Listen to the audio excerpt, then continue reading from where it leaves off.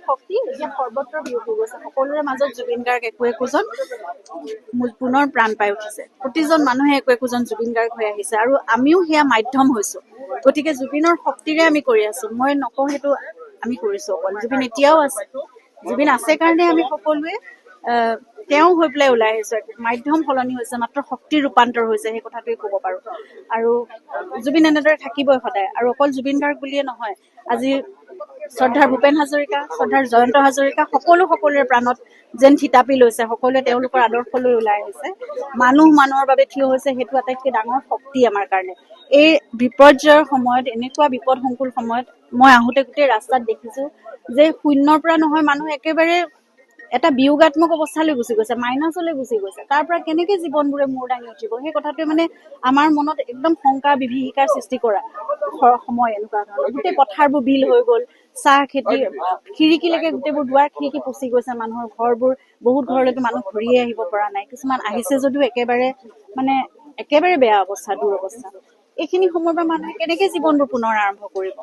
কিন্তু এইখিনি সময়তে আমি সকলো যে মানুহ হৈ মানুহৰ কাষত থিয় হৈছো, সেইটো এটা শক্তি, এটা আশাৰ কথা বুলি ক'ব পাৰি। যে বিপদ সংকুল সময়ত আমি প্ৰত্যেকে একোজন মানুহ হৈ অসমীয়াৰ কাষত থিয় হৈছে।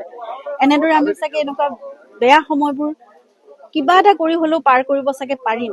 কিন্তু এইখিনি সময়তে আমি উপলব্ধিও কৰা উচিত, উন্নয়ন আমাক লাগিব, উন্নতি হ'ব লাগিব, কিন্তু প্ৰকৃতিক প্ৰহাৰ কৰি নহয়। প্ৰকৃতিক যিমান আমি সংহাৰ আমি প্ৰহাৰ কৰিম, প্ৰকৃতিয়ে সংহাৰ ৰূপ আমাক দেখুৱাই যাব। আৰু এইবোৰ উদাহৰণ একোটা, কিন্তু ইয়াৰ পৰা আমি শিকিবৰ হ'ল এতিয়া। এইখিনি যদি আমি উপলব্ধি নকৰো, এইখিনিতে যদি আমি এইখিনি বন্ধ নকৰো, আমি প্ৰকৃতিক নিজৰ মাতৃ হিচাপে পূজা কৰি আমি তেওঁক ৰক্ষণাবেক্ষণ দিব নোৱাৰো, তেতিয়াহ'লে আমাৰ ওপৰত আৰু সংহাৰ ৰূপ আৰু বেছি হৈ আহিব। কিন্তু তেখেতৰ মতে কথাখিনি কৈছে, ৰাইজে যিটো উপলব্ধি কৰিছে তেওঁলোকে সেইমতে কৰিছে। সকলোৱে কিবা এটা কৰিবলৈ ইচ্ছা কৰিছে, সকলোৱে এটা আৱেগত, এটা অনুভৱ লৈছে।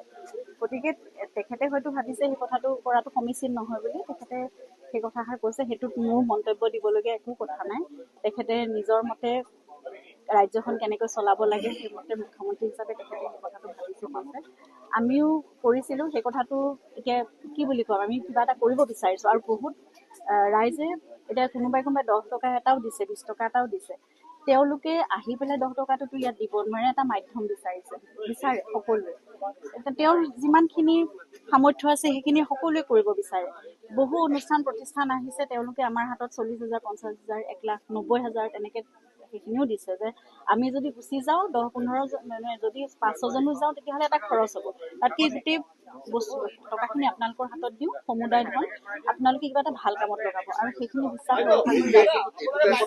আমি কোনেও কাকো জোৰ কৰা নাই আচলতে। সকলোৱে চেষ্টা কৰিছে কিবা এটা কৰিবলৈ, মানুহ হৈ মানুহৰ কাষত থিয় হ'বলৈ। সেইটোৱে আৰু সকলোৱে চেষ্টা কৰিছে কৰিবলৈ।